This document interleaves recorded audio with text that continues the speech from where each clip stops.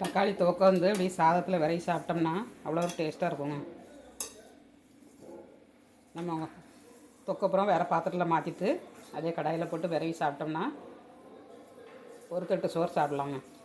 இந்த அளவுக்கு டேஸ்டியாக இருக்கும். எம்மி எம்மி தக்காளி தொக்கில் இந்த மாதிரி சாதத்தை போட்டு விரைவி சாப்பிடுங்க. அவ்வளோ ஒரு டேஸ்ட்டாக இருக்குங்க. உங்களுக்கு லாஸ்ட்டில் வெல்லம் ஆட் பண்ணணுன்னா கொஞ்சம் மட்டும் வெல்லம் ஆட் பண்ணிக்கோங்க. நான் வெல்லம் போடலை. எங்கள் வீட்டாளுக்கு சுகர் இருக்கனால வெல்லம் எடுக்கலை. நீங்கள் உங்களுக்கு வெல்லம் வேணுன்னா நீங்கள் வெல்லம் எடுத்துக்கோங்க. சாப்பிட்டு பார்க்கலாங்க. சூப்பராக இருக்குங்க. டேஸ்ட் அட்டகாசமாக இருக்குது. ட்ரை பண்ணி பாருங்கள்.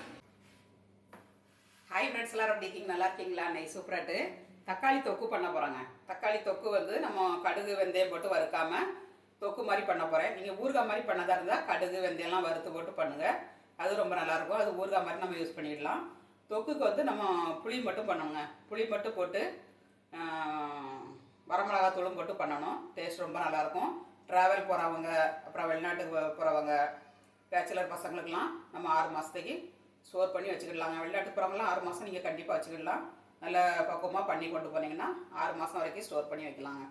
நம்ம ஒரு நாட்டு சாப்பாடாக மறந்து போவாங்க. வெளிநாட்டுக்கு போயாச்சுன்னா அங்குள்ள சாப்பாடு வந்து அவ்வளோ என்னத்தை தான் பண்ணாலும் சரி அந்த மாதிரி டேஸ்ட் நம்ம தமிழ்நாட்டில் டேஸ்ட் கிடைக்காது. அதனால் போகிறவங்க வந்து இந்த மாதிரி ட்ராவலுக்கு போகிறவங்க தக்காளி வாங்கி தொக்கு பண்ணி கொண்டு போங்க. நான் பண்ணி கொடுத்து விட்ருக்கேன் என் பொண்ணுக்கு. இதுக்கு முன்னாடி இனி வரும்போது நான் பண்ணி கொடுப்பேன். இப்போ தக்காளி விலை குறைஞ்சதுனால சரி தக்காளி தொக்கு பண்ணலாம் அப்படின்ட்டு, நம்மளுக்கும் வீட்டில் தேவைப்படும் அப்படின்ட்டு தக்காளி தொக்கு பண்ணதுக்காண்டி தக்காளி பழம் 1 கிலோ எடுத்துருக்கேன். இதை நல்லா கழுவி துணி வச்சு நல்லா துடைச்சிக்கிடணுங்க. துடைச்சிட்டு ஈரம் இல்லாமல் பண்ணணும். பண்ணி நம்ம ஸ்டோர் பண்ணி வைக்கும்போதும் நமக்கு தேவைக்கேற்ப எடுத்துகிட்டு உடனே மூடி வச்சிடணும். 1 மணி நேரம் 2 மணி நேரம் வெளியில் வச்சுட்டு நம்ம எடுத்து பிரிட்ஜுக்குள்ளே வச்சோம்னா அது வந்து நாள் படா கெட்டு போகுங்க. ரொம்ப நாள் யூஸ் பண்ண முடியாது. அதனால் நம்ம பிரிட்ஜுக்குள்ளே வந்து எடுக்கும்போது நமக்கு எந்த அளவுக்கு தேவையோ அந்த அளவுக்கு எடுத்துடணுங்க. எடுத்துகிட்டு நம்ம உடனே ஸ்டோர் பண்ணி வச்சிடணும். சப்பாத்திக்கு வச்சு சாப்பிடலாம், தோசைக்கு இட்லிக்கு சாதத்தோடு போட்டு சாப்பிடலாம். ரொம்ப நல்லாயிருக்குங்க. டேஸ்ட் வந்து ட்ரை பண்ணி பாருங்கள். வீடியோ உங்களுக்கு ஸ்கிப் பண்ணாமல் பாருங்கள். நீங்கள் கடுகு வெந்தயம் வறுத்து போட்டனாலும் அதே ஸ்டேஜில் வறுத்து பவுடர் பண்ணி போட்டுக்கலாம். அது வந்து நமக்கு ஊறுகாய் ஆகிடும். இதை வந்து நான் இன்றைக்கி தொக்கு பண்ண போகிறேன். கடுகு வெந்தயம் போடாமல் டேஸ்ட்டு ரொம்ப அட்டகாசமாக இருக்குங்க. நம்ம செய்கிற பக்குவத்தில் செஞ்சோம்னா சூப்பராக கிடைக்கும் உங்களுக்கு. வாங்க இந்த தக்காளி தொக்கு எப்படி பண்ணுறதுன்னு பார்க்கலாம்.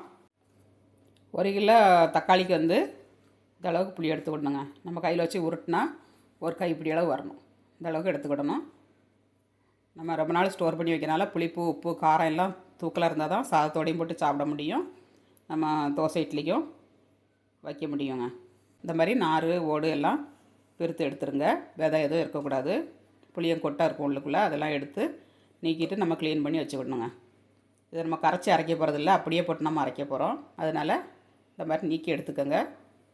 இப்போ தக்காளி வந்து நம்ம கட் பண்ணி எடுத்துக்கலாங்க. தக்காளியை கட் பண்ணுறதுக்கு நம்ம என்ன செய்யணுன்னா நடுசில் இருக்க மூடை எடுத்துடணுங்க. அதுக்கு பாருங்கள், இந்த மூடை வந்து இப்படி எடுத்துடணும். மூடை வந்து சாப்பிடக்கூடாது. மூடை எடுத்துகிட்டு நம்ம இந்த மாதிரி கட் பண்ணிடணுங்க.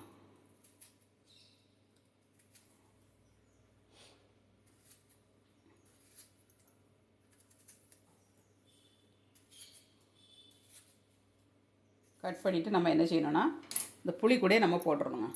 தக்காளி வந்து நல்லா துடைச்சி எடுத்துக்கிடணுங்க. நம்ம பாத்திரமும் ஈரமாக இருக்கக்கூடாது. அதே மாதிரி நம்ம அரைக்கும்போது மிக்ஸி ஜாரும் நமக்கு ஈரம் இருக்கக்கூடாது. நல்ல ட்ரையாக தான் இருக்கணும். புளியை வந்து நம்ம அடியில் போட்டுக்கலாம். அடியில் போட்டிங்கன்னா தக்காளியை கட் பண்ணி போடும்போது அந்த ஜூஸ் பூரா இறங்கும் பாருங்கள். இறங்கும்போது நமக்கு வந்து புளி ஊறிடுங்க. நம்ம தனியாக ஊற வைக்கணும்னு வேண்டாம். இந்த மாதிரி கட் பண்ணி நம்ம போட்டுருங்க. மேலே மேலே போட்டிங்கன்னா உங்களுக்கு நல்லா ஊறிடும். அதனால் இந்த மாதிரி பண்ணிக்கோங்க.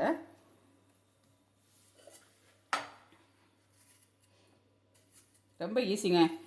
ஒரு நாள் பண்ணி வச்சிங்கன்னா சரி, 1 மாதம் வரைக்கும் நீங்கள் யூஸ் பண்ணலாம். வெளிநாட்டுக்கு போகிறவங்கலாம் 6 மாதம் வரைக்கும், 6 மாதம் 3 மாதம் வரைக்கும் நீங்கள் யூஸ் பண்ணலாங்க.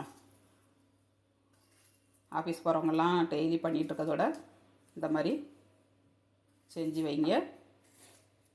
ரொம்ப நாள் வரைக்கும் நீங்கள் யூஸ் பண்ணி கொண்டு போகலாங்க. நல்ல பழுத்த பழமாக எடுத்துக்கிடணும். நான் நாட்டு தக்காளி தான் வாங்கியிருக்கேன். நாட்டு தக்காளிலையும் இது ஹைப்ரிட்டுங்க. ஆப்பிள் தக்காளி உண்டு, அது வந்து அவ்வளோ புளிப்பு இருக்காது. அது வாங்கினீங்கன்னா கொஞ்சம் புளிப்பு அதிகமாக எடுத்துக்கோங்க. அதில்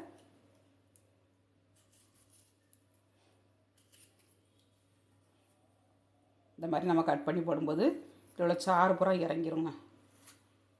இறங்குச்சுன்னா நமக்கு புளி வந்து நல்லா ஊறிடும்.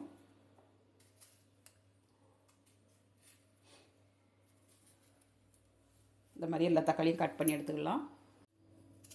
இப்போ தக்காளி எல்லாம் கட் பண்ணி எடுத்தாச்சுங்க. தக்காளி எப்போ கட் பண்ணாலும் சரி, பிரியாணிக்குனாலும் சரி, தொக்கு பண்ணாலும் சரி, இந்த மாதிரி நீளமாக கட் பண்ணிக்கோங்க. நம்ம குறுக்க கட் பண்ணோம்னா இந்த மாதிரி கட் பண்ணோம்னா வதங்கிறதுக்கு நேரம் ஆகுங்க. இந்த மாதிரி கட் பண்ணிங்கன்னா வதங்கிறதுக்கு நேரம் ஆகும். இந்த மாதிரி நீளமாக கட் பண்ணிக்கோங்க. இந்த மாதிரி கட் பண்ணாமல் இதே மாதிரி கட் பண்ணிக்கோங்க.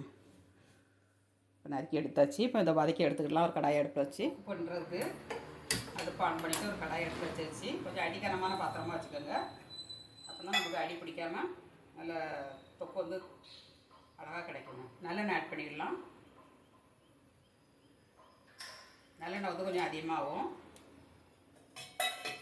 நல்லெண்ணெய் பண்ணால் டேஸ்ட்டும் அதிகமாக இருக்கும். அதே மாதிரி நல்லதும் கூடங்க. நல்லெண்ணெய் சாப்பிட்றது ரொம்ப நல்லது. அதனால் நல்லெண்ணெயிலே பண்ணிக்கோங்க. இது எண்ணெய் ஹீட்டாகிட்டு நம்ம தக்காளி ஆட் பண்ணிக்கலாம். இப்போ எண்ணெய் ஹீட் ஆயிடுச்சு. நம்ம தக்காளி ஆட் பண்ணிக்கலாம். புளியும் நமக்கு நல்லா ஊறிடுச்சு. புளியும் நல்லா ஊறிடுச்சு. அதனால் புளியை வந்து நம்ம அடியில் போட்டு பண்ணோம்னா சூப்பராக கிடைக்குமா உங்களுக்கு. இதை வந்து நம்ம அப்பப்போ கிண்டி கொடுத்துக்கிட்டே இருக்கணும். இப்போ தக்காளி வதங்கிறதுக்கு வந்து நம்ம உப்பு போட்டோம்னா சீக்கிரம் மட்டும் வதங்கிடுவோம். நல்லெண்ணெய் சேர்க்கும்போது ரொம்ப நாள் வரைக்கும் நம்ம யூஸ் பண்ணலாமா, கெட்டு போகாது சீக்கிரமாட்டு. அதே மாதிரி டேஸ்ட்டும் நல்லாயிருக்கும், ஹெல்த்துக்கும் ரொம்ப நல்லதுங்க. அதனால் நல்லெண்ணெயே யூஸ் பண்ணுங்கள். இது சமைக்கிறதுக்கு கூட நல்லெண்ணெய் யூஸ் பண்ணலாங்க.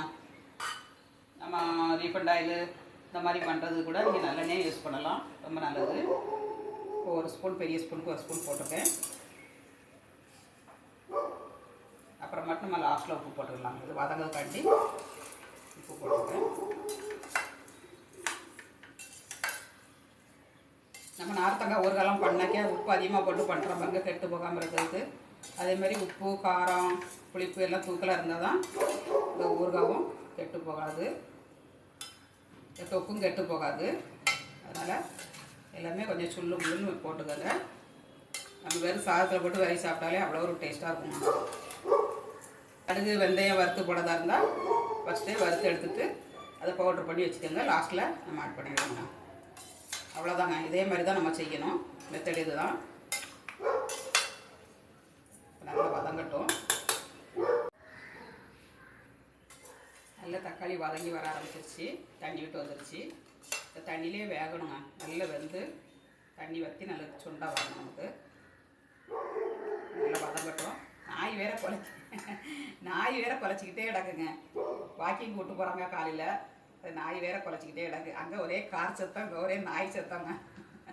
எந்த வழியாவது ஒரு டிஸ்டர்ப் இருந்துக்கிட்டே இருக்குது. என்ன பண்ணுறது? ஒரு வீடியோ எடுக்கிறதுக்கு எவ்வளோ கஷ்டப்பட வேண்டியது. பார்த்து பார்த்து பண்ணணுங்க. பண்ணால் தான் அந்த வீடியோ ஃபுல்லாக பொறிக்க முடியுது. வீட்டில் வெளிச்சம் வேறு நிறைய வருது. வெளிச்சமாக இருக்கணும்னா வெயில் பூரா கிச்சனுக்குள்ளே விழுது. கிளாரிட்டியே இல்லை. வெயில் வெளிச்சம் வந்து நல்ல ஒயிட்டாக கொடுக்குங்க. வீடியோ வந்து நல்லா கிளாரிட்டியாக இருக்க மாட்டேங்குது. அது ஒரு டிஸ்டர்பாக இருக்குது. என்ன பண்ணுறது ஒன்றுமே தெரியல. கொஞ்சம் செட் ஆகுது வரலையும் கொஞ்சம் கஷ்டமாக தாங்க இருக்கும். கொஞ்சம் நல்லா வேகட்டும். நம்ம அப்புறமாட்டு கிண்டி கொடுத்துக்கலாம். கொஞ்சம் நேரத்துக்கு ஒருக்க, ஒரு 5 நிமிஷத்துக்கு ஒருக்க கிண்டி கொடுத்துருங்க. கிண்டி கொடுத்தீங்கன்னா நல்லா தண்ணி விட்டு வந்துடும். எப்படி தண்ணி விட்டு வந்துருக்கு பாருங்க. ஓகேங்களா? தண்ணி விட ஆரம்பிச்சிருச்சு.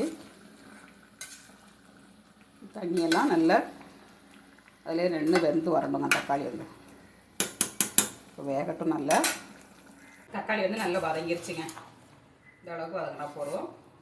இதை ஆற விட்டுக்கிடலாம். ஒரு 1 hour ஆயிடுச்சுன்னா ஆறிடுங்க.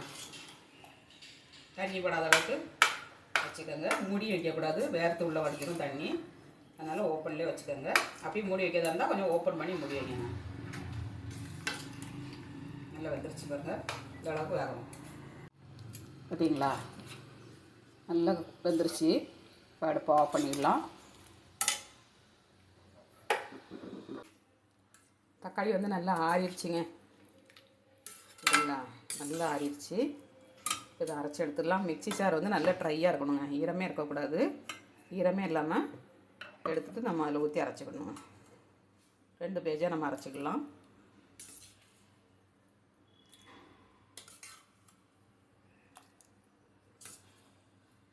பாதியை ஃபஸ்ட்டு அரைச்சி ஊற்றிட்டு அப்புறம் மட்டும் பாதியை அரைச்சிக்கலாம். தக்காளியை அரைச்சி எடுத்துக்கலாம்.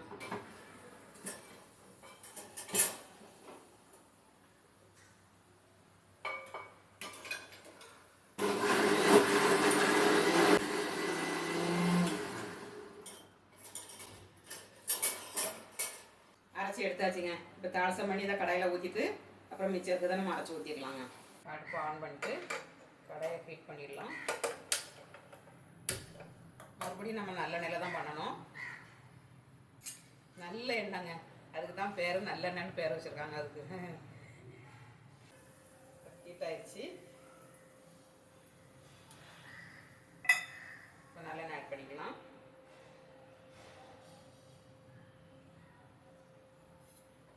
ஒரு 4-5 ஸ்பூன் ஊற்றிருக்காங்க. இப்போ கடுகு ஆட் பண்ணியிருக்கணும். இப்போ கடுகு ஒரு ஸ்பூன் போட்டுக்கலாம். தக்காளி நிறைய இருக்கனால கடுகு ஒரு ஸ்பூன் போட்டுக்கலாம். பூண்டுங்க, ஒரு முழு பூண்டை இந்த மாதிரி உரித்து நல்லா நச்சு வச்சுக்கணுங்க. நச்சு வச்சுட்டு 2 காஞ்ச மிளகாவையும் கிள்ளி எடுத்து வச்சுக்கணும். கடுகு பொரிஞ்சோடனே நம்ம பூண்டை போட்டு வதக்கிக்கணும் ஃபஸ்ட்டு. அது கொஞ்சம் வெந்ததுக்கப்புறம் நம்ம வரமிளகா போட்டுக்கணுங்க. ஃபஸ்ட்டே வரமிளகா சேர்த்து போட்டோம்னா தீஞ்சிரும். அதனால் பூண்டை ஃபஸ்ட்டு போட்டுக்கலாம். கடுகு நல்லா பொரிஞ்சிருச்சு. நல்லா பொரிஞ்சதுக்கப்புறம் பூண்டை ஆட் பண்ணிக்கலாம். இந்த மாதிரி ஆட் பண்ணிக்கிறது. கருவேப்பிலை தாராளமாக போடுங்க, நல்ல மணமாகவும் இருக்கும், டேஸ்ட்டாகவும் இருக்கும். 4-5 கொத்து கருவேப்பிலை போட்டிருக்கோம். பூண்டு கொஞ்சம் நல்லா வதங்கட்டும்.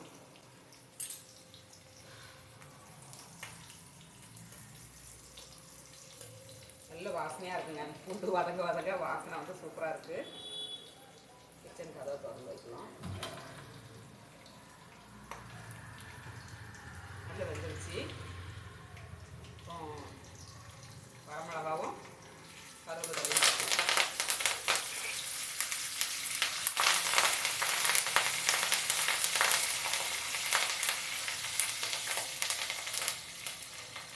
இப்போ நல்லா பொரிஞ்சிருச்சுங்க. நம்ம புளி சாதம் பண்ணாலும் இந்த மாதிரி பூண்டை நச்சு போடுங்க, நல்ல மணமாக இருக்கும். சாதம் வந்து நெஞ்ச கறிக்காதுங்க. வரமிளகாத்தூள் நம்ம ஆட் பண்ணிக்கலாம். காரத்துக்கு தகுந்தபடி வரமிளகாத்தூள் போட்டுக்கோங்க. ஒரு 4 ஸ்பூன் போட்டிருக்கேன்னா. ஹீட்டாகிடுச்சு கடாய் வந்து போட்டு உடனே நம்ம ஆட் பண்ணிக்கணும். அதிலே இருந்துச்சுன்னா நமக்கு வந்து வரமிளகா வந்து தூள் கரிஞ்சிரும். அதனால் போட்டுட்டு நம்ம உடனே ஆட் பண்ணிடணும்.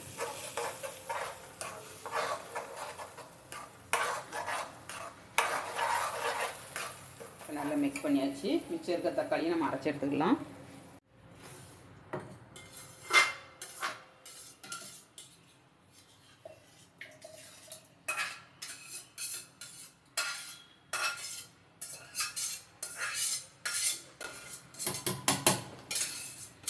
நல்லா எடுத்து ஊற்றிக்கங்க.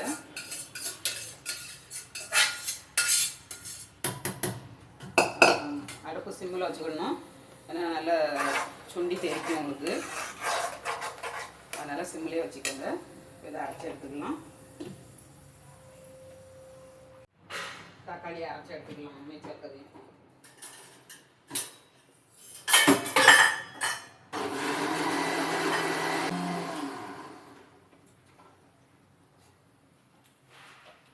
நல்லா அரைச்சாச்சுங்க. இதையும் ஆட் பண்ணிடலாம். அப்படியே ஆட் பண்ணிடலாங்க.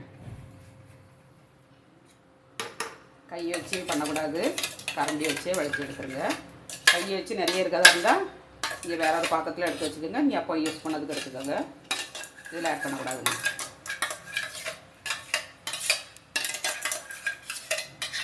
மிச்சம் இருக்கிறது நீங்கள் கையொண்டு எடுத்தீங்கன்னா நம்ம நைட்டில் இட்லி சாப்பிட்றதுக்கோ இல்லை காலையில் இட்லி சாப்பிட்றதுக்கோ வெளியில் வச்சு யூஸ் பண்ணிடலாம். அதில் வந்து ஊற்றக்கூடாது கையை வச்சு.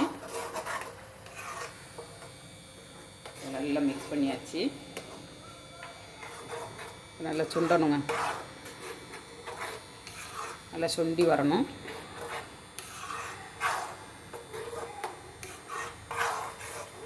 இப்போ உப்பு காணணும்னு பார்க்கலாம்.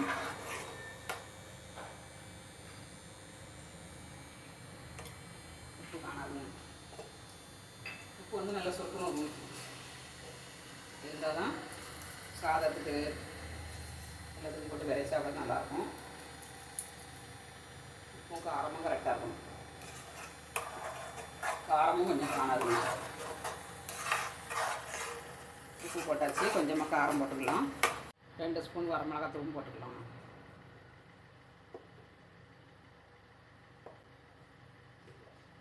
போட்டு நல்லா மிக்ஸ் பண்ணி விட்டுருங்க. சூப்பரான தக்காளி தொக்கு ரெடிங்க. எம்மி தொக்கு ரெடி. நல்லா கொஞ்சம் வறுக்கட்டும். இப்போ காரம் உப்பு எல்லாம் கரெக்டாக இருக்கான்னு பார்த்துக்கலாம். சூப்பராக இருக்குங்க, கரெக்டாக இருக்குது. இப்படியே கொஞ்சம் வேகட்டும். கொஞ்ச நேரத்துக்கு வரைக்கும் கிண்டி கொடுக்கணுங்க. அப்படியே கொஞ்சம் நேரம் கொதிக்க நம்ம கிண்டி கொடுத்துக்கிட்டே இருக்கணுங்க.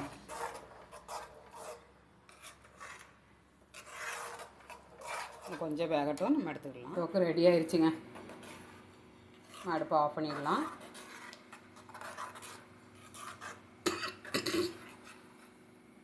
இந்த அளவுக்கு ரெடியான போகிறோங்க. அடுப்பை ஆஃப் பண்ணிட்டேன். சூப்பரான தக்காளி தொக்கு ரெடிங்க. பார்த்தீங்களா, 1 ஸ்பூன் எடுத்து போட்டால் போதுங்க. ஒரு தட்டு சோறு சாப்பிட்லாம். அந்த அளவுக்கு டேஸ்டியாக இருக்கும். காரசாரமாட்டு நீங்களும் உங்கள் வீட்டில் ட்ரை பண்ணி பாருங்கள். இதை அப்படியே ஒரு பவுலில் சேவ் பண்ணிடலாம். எம்மி தக்காளி தொக்கு ரெடி.